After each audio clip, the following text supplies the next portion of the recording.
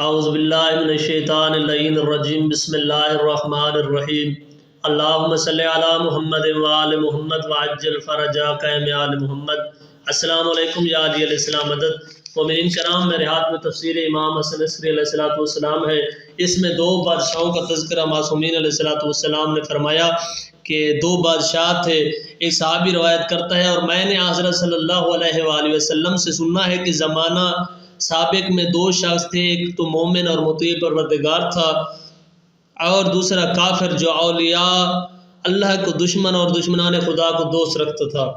اور وہ دونوں بڑی بڑی سلطنتوں پر حکمرانی کرتے تھے۔ اتفاقاً بادشاہ کافر ایک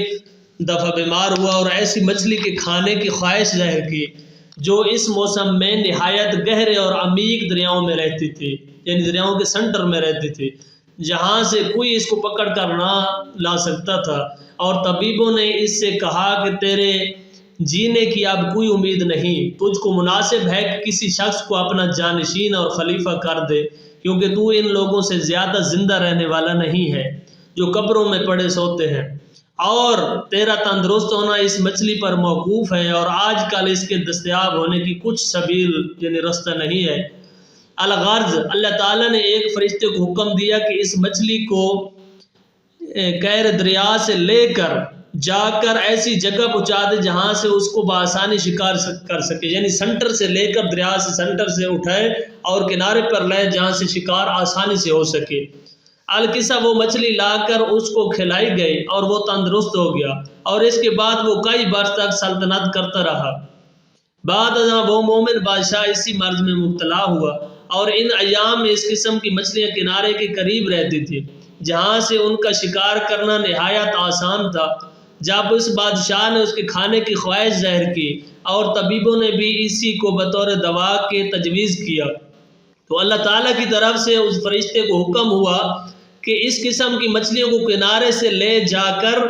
قعر دریا میں پہنچا دے، یعنی منافق جو وہ کافر تھا اس کے لیے دریا کے سنٹر سے لے کر کنارے پر لے آئے تھے فرشتے، اور جو مومن موالی بیمار ہو رہا ہے سلطنت کا بادشاہ، اس کے لیے اس موسم میں دریا کے کنارے میں مچھلیاں رہتی تھیں۔ اللہ حکم دے رہا ہے فرشتے کو کہ کنارے سے اٹھاؤ اور سنٹر میں لے جاؤ تاکہ کوئی شخص اس کو شکار نہ کر سکے۔ چنانچہ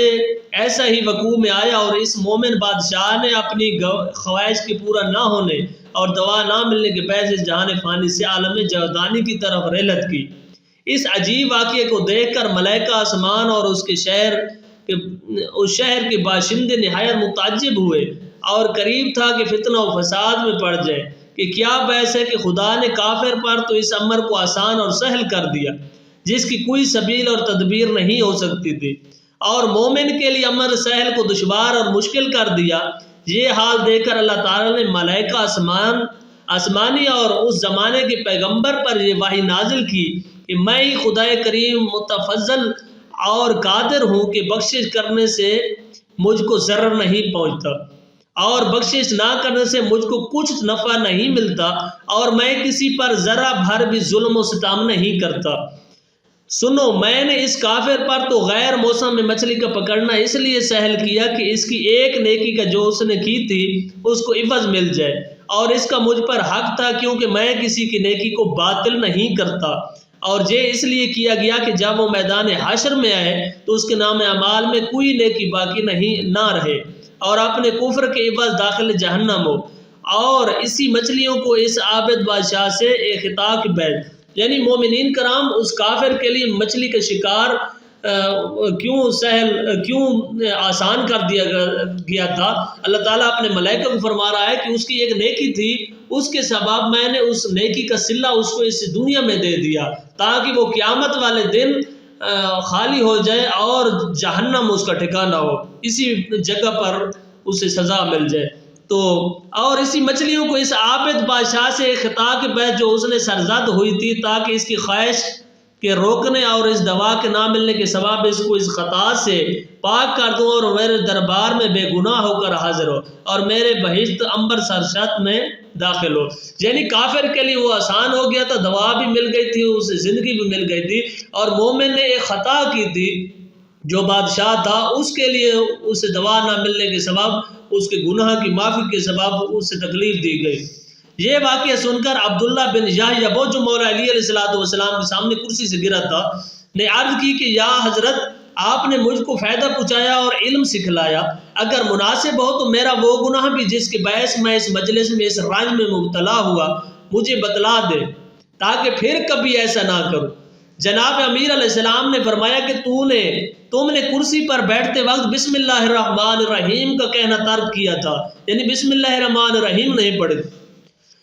کیا، اس لیے اللہ تعالیٰ نے اس صدمہ کو تیری اس خطا کے معاف کرنے کا باعث قرار دیا، اسی لیے تجھے تکلیف پہنچی کہ تم نے بسم اللہ الرحمن الرحیم نہیں پڑھتا۔ جو اس سنتی امر کے سہون ترک کرنے سے تجھ سے سرزد ہوئی تھی، کیا تم کو معلوم نہیں ہے کہ رسول خدا عز و جل کی طرف سے حدیث بیان کی گئی ہے، اس نے فرمایا کہ ہر امر بزرگ جس میں اللہ کا نام نہ لیا جائے وہ ابتر ہے، یعنی ناقص ہے۔ عبداللہ نے عرض کی کہ ہاں یا امیر المومنین، میرے ماں باپ آپ پر فدا ہوں، اب میں کبھی بسم اللہ الرحمن الرحیم کا کہنا ترک نہیں کروں گا۔ جناب امیر علیہ السلام نے فرمایا کہ اگر تم ایسا کرو گے تو تم اس کے ثواب سے حظ وافر حاصل کرو گے، یعنی ثواب وافر حاصل کرو گے اور کامیاب ہوگے۔ بعد ازاں عبداللہ نے عرض کی یا امیر المومنین بسم اللہ الرحمن الرحیم کی تفسیر کیا ہے؟ فرمایا جب کوئی شخص کچھ پڑھنے یا کسی کام کے کرنے کا ارادہ کرے اور بسم اللہ الرحمن الرحیم کہے، یعنی میں اس نام سے اللہ کا کام شروع کرتا ہوں، تو جو کام بسم اللہ الرحمن الرحیم سے شروع کیا جائے خدا اس میں برکت عنایت فرماتا ہے۔ مومنین کرام، آپ نے دو بادشاہوں کا تذکرہ سنا معصومین علیہ السلام کی زبانی کی، ایک کافر تھا اور ایک مسلمان تھا۔ جو کافر تھا اسے نیکی کا کام آگے جو دنیا میں اس نے کی تھی، کیونکہ کافر کا آخرت میں کوئی حصہ نہیں ہے تو اللہ کسی کی نیکی ضائع نہیں کرتا، وہ اسی دنیا میں اسے اجر دے دیا۔ اور جو مومن تھا اس نے ایک گناہ کیا تھا، اس گناہ کے سبب اسے تکلیف دی گئی تھی، کیونکہ آخرت میں جو مومن ہے وہ معصوم بن کے جائے گا اور جنت میں صرف معصوم جا سکتا ہے، غیر معصوم نہیں جا سکتا، گناہ گار نہیں جا سکتا۔ تو ان گناہوں کا جو کفارہ ہوتا ہے، سزا ہوتی ہے، وہ کسی نہ کسی شکل میں دنیا میں مومنین کو مل جاتی ہے۔ لہٰذا مومنین کسی تکلیف میں پریشان نہیں ہونا چاہیے۔ مولا علی علیہ السلام سے ایک بندے نے پوچھا کہ مولا کیسے پتہ چلے یہ جو دکھ تکلیف پہنچتا ہے کہ آزمائش ہے یا عذاب ہے؟ تو مولا علی علیہ السلام نے فرمایا کہ اگر اس دکھ میں اسے اللہ یاد ہو تو سمجھو آزمائش ہے، اور اللہ کو بھول گیا اور ہمیں بھول گیا تو سمجھو وہ عذاب ہے۔ السلام یا علی علیہ السلام مدد۔